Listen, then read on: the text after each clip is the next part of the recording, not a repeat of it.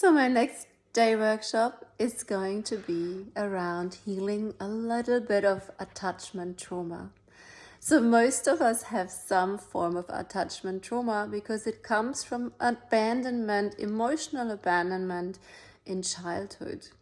And due to the way our society had gone in the last couple hundred years in parenting, our natural needs are usually not fully met in our childhood. It's not the fault of your parents. It's simply what we've started to believe a child needs or doesn't need. However, research shows us that a child needs a lot of care, nurture, and attachment and love and cuddles, a lot more than generally a child does get in a family of Western society. So what happens as a result of that is that inside of us something feels a little bit off, a little bit wrong, like we don't feel quite here on the planet. And the reason is that we are not fully securely attached in ourselves.